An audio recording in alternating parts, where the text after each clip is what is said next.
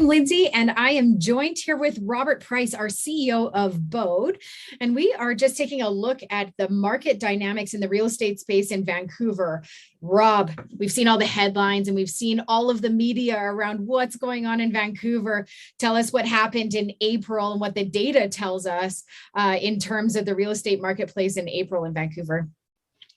Yeah, there has been a slowdown in terms of total number of sales, so 24% higher than the average of the past 4 years. Having said that, that percentage is lower than the previous 3 months. So it has come down. That's similar to other Western Canadian cities, largely, I believe, to the interest rates, but still at historically high levels, setting new records every month from a pricing standpoint.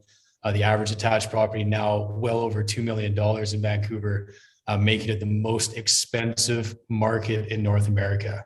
That's more than Toronto, that's more than New York, San Francisco, and now Austin that's really been growing. So it really tells you a lot about just the level of expense and the appreciation we've seen there. Now, of course, Vancouver is a very beautiful place to live.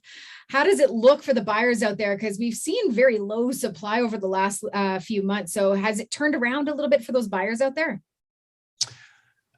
Not really. If you look at, again, I think it's really important to look at an average over the last 5 years, especially with the pandemic really changing the normal cyclicality, the normal seasonality of what's going on in the market. So it's really important to say, all right, in April, over the last 4 or 5 years, what is normal? And against that, it's still significantly higher than the average with that 24% growth in sales.